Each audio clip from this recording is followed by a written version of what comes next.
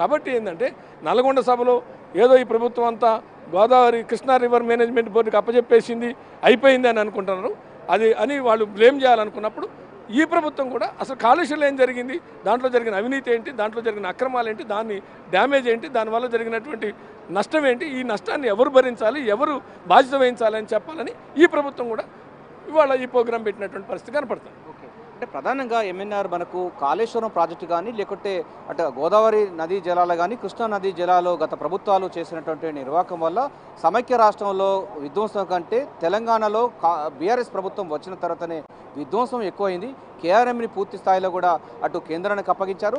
ఇటు జిఆర్ఎంబి సంబంధించిన Godavari river management సంబంధించి కానీ గోదావరి నదిపైన నిర్మించినటువంటి కాళేశ్వరం ప్రాజెక్టులో భాగమైనటువంటి మేడిగడ్డ కానీ అన్నారం సుందిల్ల అంటే అన్నారం సుందిల్ల సంబంధించిన కూడా బొంగలు పడుతున్నాయి. అవి కూడా ఎప్పుడైనా కొలాప్స్ అయ్యే అవకాశం ఉన్నట్టుగా డ్యామ్ సేఫ్టీ అధికారులు కూడా అనుమానం వ్యక్తం చేస్తున్నారు. సో మొత్తంగా ఇక్కడ 1,00,000 కోట్లు వెచ్చించినటువంటి ఈ ప్రాజెక్టు మొత్తం పిల్లలు కుంగిపోయి విధ్వంసమైంది, ఆర్థిక విధ్వంసం జరిగింది తెలంగాణ రాష్ట్రంలో. దీన్ని డెఫినెట్గా దీనిపైన చర్చ జరగాల్సిన అవసరం ఉందని కూడా కాంగ్రెస్ పార్టీ ముఖ్యమంత్రి చూపించి రేపు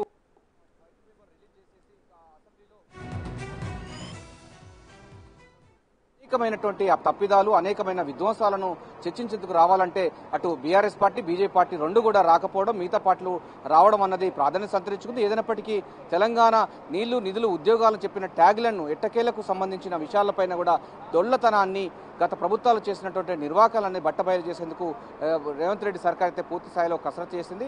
కేఆర్ఎంపీ విషయంలో పైచే సాధించినటువంటి కాంగ్రెస్ పార్టీ జీఆర్ఎంపీ అంటే గోదావరి రివర్ మేనేజ్మెంట్ బోర్డు కానీ ఈ గోదావరి నది పరివాహక ప్రాంతాల్లో నిర్మించినటువంటి కాళేశ్వరం ప్రాజెక్టులో ప్రధానమైనటువంటి ఈ యొక్క కాళేశ్వరం మేడిగడ్డ ప్రాజెక్టు ఈ పిల్లల కుంగిబెత్త విధ్వంసమైనటువంటి వ్యవస్థ ఆర్థిక విధ్వంసమైంది. తెలంగాణ 1,00,000 కోట్లు సంబంధించిన ప్రజాధనం ఈ గోదావరి నీటి పాలైన సందర్భం ఉంది. మనకు బేస్మెంట్ కూడా కుంగిన పరిస్థితి కనబడుతుంది. ఇది మళ్ళీ పనికి వస్తుందా పనికి రాదనే దానిపైన కూడా ఇంకా స్పష్టత లేదు. విజిలెన్స్ అధికారులు విజిలెన్స్ రిపోర్టు ఆధారంగా చూసినట్టయితే ఇది మొత్తం నిర్మాణ లోపం ఉందని చెప్తున్నారు. ఎల్ఎన్టీ కంపెనీ కట్టలేదు, మరో కంపెనీ కట్టింది, దారదత్తం చేశారు. 7వ బ్లాక్లోని 3 పిల్లలు కూడా వేరే చేశారు. ఎందుకంటే మనకు నది సంబంధించినటువంటి దానికి సంబంధించిన సీపీఎల్ అన్నది అంతవరకు బేస్మెంట్ తెలియదంటే ఇది ఎంత కుంగింది, నీళ్లు నిజంగా కుంగింది అనమాట. నీళ్లు మామూలుగా నిలవకూడదు, ఇలా డ్రై చేసినా కూడా నీళ్లు వస్తున్నాయి. ఇట్లా నీళ్లు కింది వచ్చేసి మొత్తం నీళ్ళు ఇసుకంతా కొట్టుకుపోయి ఆ కొట్టుకుపోయిన తర్వాత అక్కడ పిల్లలు ఒకేసారి కుంగడంతో ఆ పిల్లలు డ్యామేజ్ అయినటువంటి సందర్భం ఉందని కూడా మనకు నీటి రంగం సంబంధించినటువంటి ఎక్స్పర్ట్స్ అధికారులు చెప్తా ఉన్నారు. సో ఇది ఓఎండ్ఎం అంటే ఆపరేషన్ మేనేజ్మెంట్ సంబంధించిన సిస్టమ్ పూర్తిగా నిరుపయోగం చేశారు. కేసీఆర్ దీన్ని నిర్మించిన తర్వాత దీని ముఖాన కన్నెత్తి మాట చూడలేదు. తనకు కావాల్సినటువంటి కమిషన్లు వచ్చిన తర్వాత అసలు కాళేశ్వరం ప్రాజెక్టును పట్టించుకోలేదు. మేడిగడ్డ అన్నారం సుందిల్లా సంబంధించిన దీంతో మొత్తం అనేక రకమైనటువంటి లీకులు వచ్చే ఈ యొక్క పిల్లలు కుంగిపోవడంతో ఈ 20 నంబర్ పిల్లలు 21, 22 సంబంధించిన బ్లాకులు పూర్తిగా విచ్ఛిన్నమైపోయాయి. కిందికి దాదాపు 3 మీటర్ల కింది వరకు పోయాయని చెప్తున్నారు. ఇక మొత్తం 84 పిల్లలు ఉంటే ఈ 3 కుంగిపోయాయి. మిగతా వాటి పరిస్థితుల్లో కూడా అనేక అనుమానాలు వ్యక్తం చేస్తున్నారు నీటి రంగ నిపుణులు, డ్యామ్ సేఫ్టీ అధికారులు. విజిలెన్స్ రిపోర్ట్ ఇప్పటికే బయటకు వచ్చింది.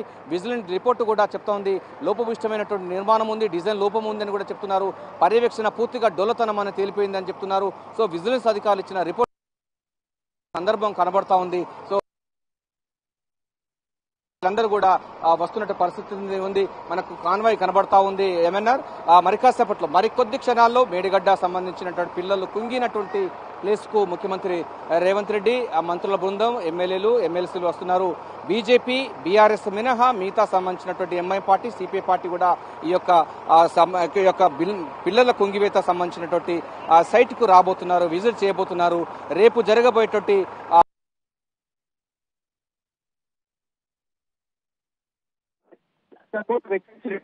ఈ ప్రాజెక్టు గోదావరి నీటి పాలైనటువంటి ముఖ్యమంత్రి రేవంత్ రెడ్డి చెప్పే ప్రయత్నం చేయబోతున్నారు. ప్రధానంగా కూడా వచ్చినటువంటి పరిస్థితి మనకు కనబడుతుంది. ప్రధానంగా ఈ ప్రాంతం సంబంధించినటువంటి తెలంగాణ బిడ్డగా